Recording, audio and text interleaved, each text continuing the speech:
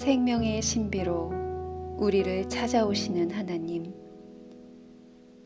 파수꾼이 아침을 기다리는 것보다 더 간절한 심정으로 당신을 기다립니다. 오직 당신만이 우리 영혼의 피난처이며 오직 당신을 통해서만 영원을 경험하오니 우리 온 영혼을 당신께 기울입니다. 세상이 주지 못하는 참 기쁨의 원천이시며 세상이 알 수 없는 참 평안의 근원 되시는 그리스도의 부활의 능력을 믿습니다. 지금 걸음을 잠시 멈추고 여기 예배의 자리에 섭니다. 삼위 하나님, 임재하여 주옵소서. 우리의 눈을 밝히시고 가슴을 뜨겁게 하옵소서. 죽음의 권세를 이기시고 엠마오로 향하는 길에서 동행하신 부활하신 우리 주 예수 그리스도의 이름으로 기도드립니다. 아멘.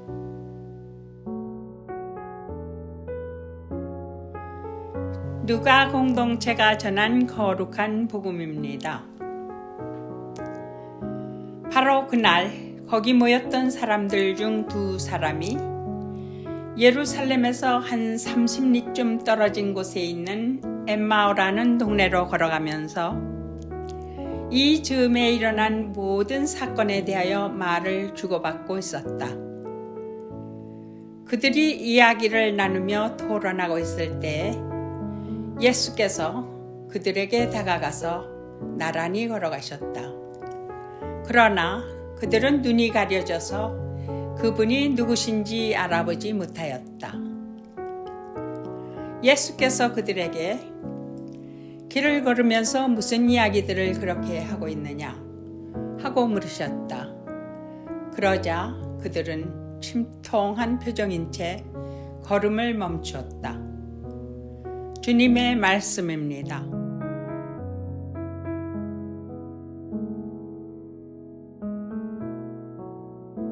할렐루야! 하나님 아버지와 우리 주 예수 그리스도로부터 오는 은혜와 평강이 이 자리에 계신 모든 분들과 함께 하시기를 바랍니다. 렘브란트라는 유명한 화가를 잘 아실 겁니다. 오늘 성서 본문의 배경이 되는 엠마오 도상에 대한 여러 가지 그림을 남겼는데요. 그 그림들이 화려하지는 않지만 어느 누가 보더라도 깊은 묵상으로 이끌어주는 힘이 있는 그림들입니다. 원래 렘브란트는 당시 네덜란드 황금 시대를 대표하는 화가답게 스튜디오를 잘 꾸려서 많은 문화생들을 두고 유명세를 떨치던 화가였습니다. 자연스럽게 큰 부자가 됐어요. 가족과 함께 행복하게 잘 살았습니다. 이대로 끝나면 해피 엔딩인데 하느님께서 그 삶에 한 번의 굴곡을 주십니다. 어느 날 행복이 깨져버리고 말았습니다. 사랑하는 아내를 먼저 떠나보내는 사건이 발생합니다. 그 뒤로 화가였던 렘브란트는 붓을 내던졌습니다. 오늘 길 위의 두 제자들처럼 인생의 엠마오로 내려가기 시작했습니다. 그러다가 예수님을 만나게 됐습니다. 죽음이 끝이 아님을 깨닫고 예수님을 영접하게 된 거예요. 삶이 화창하고 밝을 때 예수님 믿었으면 더 좋았겠죠. 그렇지만 굴곡진 삶의 궤적 끝에 하느님을 찾은 인생들에게는 조금은 특별한 은혜를 주시는 줄로 믿습니다. 오늘 누가 공동체가 전한 거룩한 복음이 안내하는 장면은 엠마오 도상이에요. 굴곡진 인생들에게 해 뜰 날이 오는가 했더니 다시 한번 상실의 아픔이 찾아옵니다. 어쩌면 우리 인생은 원래 이렇게 돌고 도는 것인지도 모르겠습니다. 거의 단편소설에 가까운 분량의 엠마오 이야기는 우리 인생살이와 겹치는 부분이 많아서 조금 더 은혜가 깊게 다가오는 것 같습니다. 이 엠마오 이야기를 한 문장으로 줄이자면 길 가다가 예수 만나 뜨거워진 이야기입니다. 이 이야기를 통해서 우리는 부활하신 예수께서 인도하신 세 가지 기쁨의 신앙을 만날 수 있는데요. 오늘은 그 첫 번째 기쁨을 맛보고자 합니다. 오늘 이 자리에 함께 하신 모든 분들 또한 예수님 만나서 뜨거운 감동을 맛보시기를 기대하면서 엠마오로 향하는 그 길 위로 함께 걸어 올라가 보겠습니다. 오늘 우리가 만날 기쁨은 동행의 기쁨입니다. 우리가 인생길 걷다 보면 언제나 우리와 동행하시는 분이 계십니다. 바로 부활이요 생명이신 예수님이십니다. 예수님께서는 내가 곧 길이라고 말씀하셨습니다. 렘브란트와 같이 수없이 많은 사람들이 행복을 찾아 걷습니다. 부를 축적하고 가족과 함께 살아가는 것을 낙으로 생각합니다. 그러나 그것은 결론에 너무 일찍 도달한 것입니다. 수천억 개의 행성들이 있고 그 중에 지구라는 곳에 우리 영혼이 도착했다면 하느님께서 나를 이곳에 보내신 이유가 과연 무엇인지 묻는 것이 당연합니다. 그런데 여기 함정이 있어요. 그런 물음의 여정에 모자람 없도록 돌보시는 하느님의 은총이 있는 법인데 그런 은총을 알아보지 못하고 눈이 가리워지게 됩니다. 내가 얼마나 아끼고 수고하고 헌신해서 이렇게 갖고 놨는데 하는 생각을 하게 되는 게 인간이에요. 그러다가 사망의 음침한 골짜기를 지나가게 되기도 하고요. 엠마오 제자들과 같이 상실의 아픔을 겪기도 합니다. 그렇게 정처 없이 헤맬 수밖에 없는 연약한 우리에게 찾아와 주시고 길이 되어주시는 분이 바로 우리 예수님이신 줄로 믿습니다. 길을 걷고 있는 엠마오 제자들에게 다가서고 계시는 예수님의 모습을 한번 보십시오. 15절입니다. 예수께서 그들에게 다가가서 나란히 걸어가셨다. 굉장히 부드럽지 않습니까? 사뿐하지 않습니까? 여러분, 복음은 이런 거예요. 먼저 다가가는 거예요. 다가가더라도 부딪히지 않는 거예요. 앞서가지 않는 거예요. 나란히 가는 겁니다. 이웃이나 형제 자매들에게 복음을 전하고 싶다면 보폭을 맞춰서 함께 걸어야 합니다. 요즘 그리스도인들은 카톡교에 빠져 있다고 해도 과언이 아닙니다. 성경 대신 카톡에서 돌아다니는 근거 없는 복음에 심취해 있어요. 세계관도 그렇습니다. 포스트 트루스, 탈진실의 시대라고 하지 않습니까? 진실이야 어쨌건 내가 생각하는 것을 뒷받침해줄 또 다른 거짓이 필요한 세상입니다. 그런 거짓을 함께 믿는 사람들끼리 끼리끼리 모이고 싶은 세상입니다. 여러분, 이런 탈진실의 끝은 부끄러움입니다. 자존심만 상하게 되는 거예요. 세상 읽어가는 눈을 키우는 것도 중요하지만 느리더라도 차근차근 진실에 접근하는 의연함이 더 중요합니다. 너무 쉽게 감동되고 피가 불끈 솟는 뉴스를 만나면 의심하십시오. 나를 의심하십시오. 또 예수님이라면 어떻게 말씀하셨을까 생각해 보세요. 요새 누가 내 말 듣고 몰랐던 사실을 알게 되는 사람 별로 없습니다. 많이 알려고 하지 마시고 많이 물어봐 주십시오. 예수님이 어떻게 하셨는지 계속 봅시다. 17절입니다. 길을 걸으면서 무슨 이야기들을 그렇게 하고 있느냐. 여러분, 예수님이 그러신 것처럼 오늘날 어려움을 겪고 있는 사람들, 말 못할 사정으로 가득한 사람들, 아닌 것 같아도 우리 모두 다 그런 사람들이 상실의 시대를 살아가는 사람들에게는 물어봐 주는 것이 은혜입니다. 물어봐 주는 게 호의예요. 제 친구들이랑 오래간만에 전화 통화를 하다 보면 아무래도 모두 상담을 공부한 사람들이다 보니까 잘 사는지, 아픈 데는 없는지, 아이들은 모두 잘 지냈는지 이러쿵저러쿵 물어보는데요. 너무 물어봐서 탈이기도 합니다. 뭔가 털털하게 털어놓을 친구들이 아니라 케어받고 있는 느낌이 들어요. 그래도 물어봐 주는 것은 마음을 열리게 하고 따뜻하게 합니다. 우리는 부활절 기쁨의 50일을 지내고 있습니다. 날마다 초콜릿 한 조각 같은 소소하지만 값진 기쁨 한 조각을 나에게 그리고 타인에게 나눠주는 하루하루의 일상이 되시기를 축원합니다. 우리가 타인에게 기쁨을 선물해 준다는 것은 다름 아니라 물어봐 주는 거예요. 직접 정성껏 바리바리 싸가지고 연약한 가운데 처해 있는 이웃을 찾아가는 선한 그리스도인이 있다고 합시다. 그때 그 신명나는 발걸음의 목적은 분명합니다. 선물 주러 가는 게 아니에요. 딜리버리 하러 가는 게 아니에요. 가서 물어봐 주러 가는 겁니다. 어떻게 지내는지, 지금 몸 상태는 어떤지, 더 나아졌다면 함께 기뻐해 주고, 연약해졌다면 함께 해결책을 찾아보고 공동체와 함께 기도할 것을 약속하러 가는 것입니다. 그렇다면 목사님, 물어보면 그 다음에 어떤 일이 생깁니까? 하는 의문이 생길 수 있습니다. 일단은 물어보는 것만으로도 충분합니다. 처음에는 쉽지가 않죠. 캐묻는 느낌도 줄 수도 있고요. 이웃의 관심사와 주파수를 잘 못 맞추기도 합니다. 그래도 자꾸 묻다 보면 길이 생깁니다. 단순하게 물어보면 됩니다. 어린아이처럼 물어보면 됩니다. 무슨 얘기들을 그렇게 하는 거야? 하고 물어보신 예수님처럼 물어보시면 되는 거예요. 그러면 어떤 일이 생기는지 17절 하반절을 봅시다. 그러자 그들은 심통한 표정인 채 걸음을 멈추었다. 드디어 걸음을 멈추었습니다. 회개는 반대 방향으로 가는 것입니다. 반대 방향으로 가려면 일단 멈춰야 합니다. 신앙의 흐름 가운데 새 길을 찾는다면 일단 멈춰야 되는 거예요. 엠마오 두 제자는 말 그대로 정처 없이 걸었습니다. 가야 할 길을 몰랐습니다. 십자가에 달리신 예수를 보고 혼란스러워했습니다. 그렇다고 예루살렘의 어느 골방에 갇혀있는 제자들과는 갈 길이 달랐습니다. 예수께서 부활하신 이후 제자들의 성향들을 보면 마리아처럼 거침없이 달려가는 사람, 부활 예수를 만나고 소식을 전하는 사람이 있는가 하면 제자들처럼 그 어느 것도 믿지 않고 낙심하고 좌절하고 두려워하며 골방에 갇힌 사람도 있습니다. 이 엠마오 제자들의 경우는 제3의 길이라고 볼 수 있어요.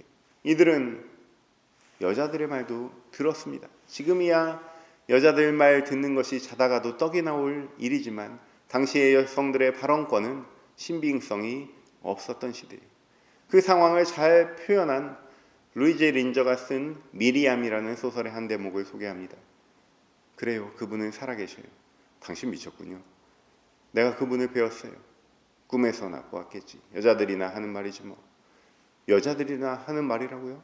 그분이 십자가에 매달려 있을 때 그 아래 서 있던 사람이 누구죠? 누구냔 말이에요. 당신들은 숨을 곳을 찾는 쥐새끼처럼 잽싸게 달아나 버렸어요. 그리고 지금도 그래요. 무덤에 갈 용기를 낸 사람들이 누구였는지 알아요? 우리 여자들이었어요. 그분은 살아계셔요. 당신들이 믿든 안 믿든 난 알 바 아니에요. 하지만 나는 그분이 내게 맡긴 일을 해야 해요. 여성 제자들은 자신들의 일을 했습니다. 반대로 예루살렘의 제자들은 듣지 않았습니다. 그러나 진실의 힘은 강합니다. 엠마오 제자들은 왜 골방에 갇혀 있지 않고 길을 정처 없이 떠나고 있는지 그 심리적인 동기를 예수께 내비칩니다. 22절부터 24절까지 말씀입니다. 그런데 이 우리 가운데 몇몇 여인이 우리를 깜짝 놀라게 하였습니다. 그들이 새벽에 무덤을 찾아가 보았더니 그분의 시체가 없어졌더랍니다. 그뿐만 아니라 천사들이 나타나 그분은 살아계시다고 알려주더라는 것이었습니다. 그래서 우리 동료 몇 사람이 무덤에 가보았으나 과연 그 여자들의 말대로였고 그분은 보지 못했습니다. 이렇게 당시 소수 세력이었던 여성 제자들의 말도 귀담아 들을 줄 아는 이 제자들은 어찌 보면 지혜로운 사람들이었다고 할 수 있습니다. 후대의 그리스도인들, 부활 승천 이후 성령의 역사까지 다 알고 있는 우리의 시선으로 봤을 때는 아주 객관적인 시각을 갖고 있는 제자 그룹이라고 보여집니다. 적어도 골방에서 두려워 떨고 있는 남성 제자들에 비하면 말입니다. 그런데 언제나 그렇듯이 예수님의 대답은 우리의 상상력을 뛰어넘습니다. 25절 말씀을 함께 볼까요? 그때 예수께서 너희는 어리석기도 하다. 예언자들이 말한 모든 것을 그렇게도 믿기가 어려우냐. 왜 아는 것을 넘어서 믿음의 단계에 이르지 못하느냐는 질책입니다. 말씀드렸듯이 이 엠마오 도상의 제자들은 나름 지혜로운 선택을 했습니다. 귀도 열려있고 객관적으로 잘 봅니다. 잘 듣고 잘 보는데 무엇이 문제입니까? 딱 거기까지인 거예요. 말씀을 내 것으로 먹고 소화시키지 못하는 거예요. 평생 설교 필기한 노트만 몇십 권이라고 자랑하는 분들도 있습니다. 되게 훌륭하세요. 그러나 노트를 자랑하는 것보다는 그리스도인의 성품과 성령의 열매가 더 중요한 거죠. 믿음은 들음에서 납니다. 사람들의 말을 잘 지혜롭게 듣는 것도 중요하지만 성서의 예언자들의 말을 지혜롭게 듣는 것이 얼마나 더 중요하냐, 이렇게 예수께서 말씀하고 계시는 거예요. 위기의 때가 되면 대개 상식선으로 돌아옵니다. 비상벨이 우리 회로 속에서 막 울리면 우리는 자체 보호 기능으로 탁 눈 감고 귀 닫고 이렇게 문이 닫히게 되는 거예요. 그렇게도 애지중지했던 복음서, 그렇게도 소중한 하나님의 말씀이 위기의 때에는 거추장스러운 것이 되는 사람들도 참 많습니다. 이성으로 아는 것은 배움의 단계예요. 마음으로 믿는 것은 배움이 아니라 깨달음의 단계입니다. 여러분의 경험 속에서 한번 기억을 더듬어 보십시오. 많이 아는 사람을 만나면 사람들이 앞에서는 웃지만 뒤에서는 너 잘났다 이렇게 말하죠. 그래서 어디 가서 말 함부로 하면 안 됩니다. 나도 모르게 내가 조금 알고 있는 그 지식이 새어나가면 곤란해져요. 그런데요, 많이 깨달은 사람을 만나면 사람들이 밥 먹자고 그래요. 밥 먹자. 엠마오 제자들도 예수님 처음 만났을 때랑 헤어질 때 마음이 달라 보입니다. 처음에는 뭐 이런 소식도 모르는 사람이 있나 하고 바보 취급을 하더니 나중에는 저희와 함께 머물러 주시지요. 이렇게 부탁하는 거예요. 우리는 예수님에 대해서 참 오랜 시간 배워왔습니다. 많이 안다고 할 수 있을 만큼은 압니다. 충분해요. 창세기부터 계시록까지 예수의 흔적을 눈 감고도 찾아냅니다. 또 그대로 살아가려고 애쓰는 사람들입니다. 그런데요, 그 사람에게서 예수가 안 보여요. 믿음의 사람이라는 증거가 우러나오지를 않아요. 지금 예수님께서 말씀하시는 부분이 바로 그거예요. 너희는 어리석기도 하다. 그렇게 신호가 많이 왔으면 이제는 알아야지. 나름 충분히 열려 있고 지혜로운데도 그 믿음의 마지막 강 하나를 건너지 못해서 부활의 실체를 옆에 두고도 알아보지를 못하느냐, 이 말이에요. 사랑하는 성도 여러분, 혹시 예수님이 아직도 낯서십니까? 항상 부활하신 주님, 소망의 주님께서 옆에 동행하는데도 못 알아보고 계십니까? 여전히 형제자매 이웃의 형상 속에서 예수님이 안 보이십니까? 그렇다면 문제는 단 하나입니다. 아는 것에 몰입해서 그래요. 배우는 것의 목적은 믿음입니다. 아는 것의 목적은 알려주는 것이 아니라 언제 나타날지 모르는 예수님 나타나시기만 하면 허리춤 붙잡으려고 예수를 알려고 하는 거예요. 이제 알고 있다는 생각 세계에서 자유로워지시기를 축원합니다. 내가 스스로 알아내려고 하는 강박에서 해방되시기를 주님의 이름으로 축원합니다. 예수님은 지금 이 상실감에 젖어 심통한 얼굴을 하고 있는 제자들에게 이렇게 말씀하십니다. 그리스도는 영광을 차지하기 전에 그런 고난을 겪어야 하는 것이 아니냐 하시며 모세의 율법서와 모든 예언서를 비롯하여 성서 전체에서 당신에 관한 기사를 들어 설명해 주셨다. 이제 본격적으로 예수께서 특별 강의를 해주시는 순간으로 접어듭니다. 이것이 예수님의 교육 방법이에요. 옛날 목사님들 보면 쉴 새 없이 말하죠. 말 잘하면 목사 되라고 했어요. 요즘 목회자들은 그렇지 않습니다. 잘 들으면 목사 되라고 합니다. 배움이 부족한 시대가 아니라 속사정을 알아주는 사람이 부족한 시대입니다. 그래서 요새는 잘 들어주는 게 가르치는 거예요. 목사는 성서에 따르면 가르치는 장로예요. 인품이나 행실이나 모든 게 다 중요하지만 교회에서 목사 직분이 주로 추구해야 할 목적은 가르치는 겁니다. 여기까지는 범교회적인 직분이고요. 우리는 또 그 가운데서 종교 개혁자들의 길을 따라서 만인 사제직을 마음에 품고 있습니다. 사제의 입에서 나오는 복음만 권세 있는 것이 아니라 모든 그리스도인은 말씀을 듣기도 하고 배우기도 하고 가르치기도 할 수 있다는 루터의 종교 개혁에 동의한 사람들이 여러분들도 사제예요. 잘 들어주셔야 됩니다. 그러므로 사랑하는 성도 여러분, 오늘 부활하신 예수님께서 얼마나 부드럽게 그들에게 다가가셔서 나란히 걸어주시고 또 먼저 물어봐 주시는 분이 되어서 그들의 답답함의 문을 열고 충분히 들어주시고 결국에는 성서의 말씀을 풀어주시는지 보신 대로 이러한 예수의 모든 동행을 여러분의 것으로 만드시기를 축원합니다. 우리 안에는 부활하신 예수님이 생명으로 살아 역사하시는 줄로 믿습니다. 말씀과 날마다 동행하시고 우리 인생길의 기준이 성서라는 사실을 믿음의 본으로 보여서 정처 없이 불확실한 세상을 살아가는 세상적으로 지혜로운 이들에게 부활의 복음을 선포하는 복된 저와 여러분 되시기를 주님의 이름으로 축원합니다. 그러한 길에 우리 예수님께서 여러분과 동행하시고 여러분의 마음을 감찰하시고 위로하시며 모든 상실을 회복시켜 주실 줄로 믿습니다. 모든 지각 위에 뛰어난 하나님의 평강이 그리스도 예수 안에서 너희 마음과 생각을 지키시고